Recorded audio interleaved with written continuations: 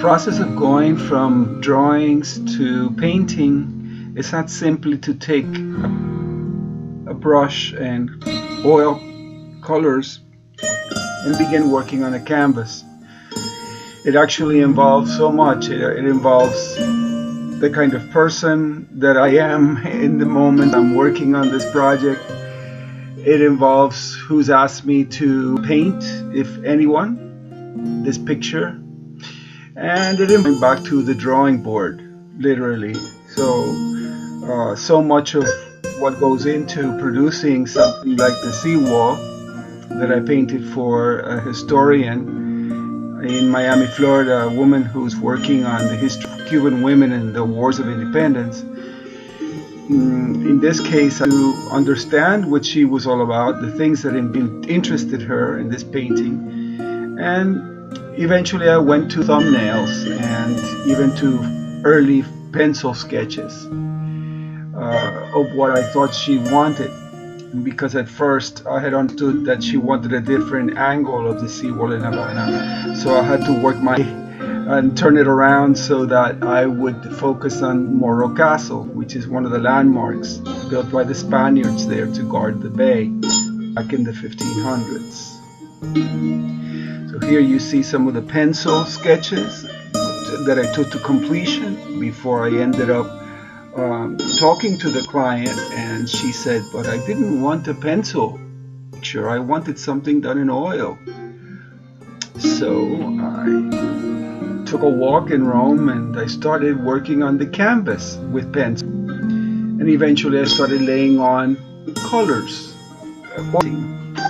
to transform the earliest pencil sketch to a sculpted picture of what I remembered the seawall was when I was little, and also from pictures I looked at and drawings I made when I went to Cuba with my mother in 1999. The only time I've been back and the only time she went back after Huerta's exiles in 1963. So eventually I favored the painting by putting the family of the client on the left-hand side,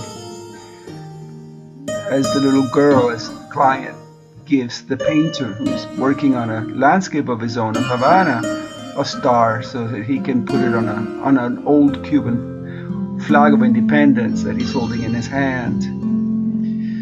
So, long story short, the process of painting the seawall really took a lot of steps, and some of them involved my eye, my hand, and even memories of Cuban nostalgia. So here you see some of the other scenes of the Havana seawall that I've done. This one is a mural done in acrylic back in the early 2000s with the typical pyramidal posts, the old American sailors. There's a picture of Cuban cafes, and this is where the story gets sad and people leave Cuba due to the communist regime, and I have a whole series of works that I've done from that period. One of these is hanging in one of my niece's house.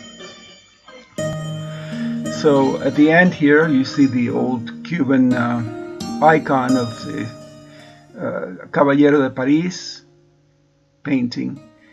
And finally, some credits here if you want to contact me. Thank you for looking at my video.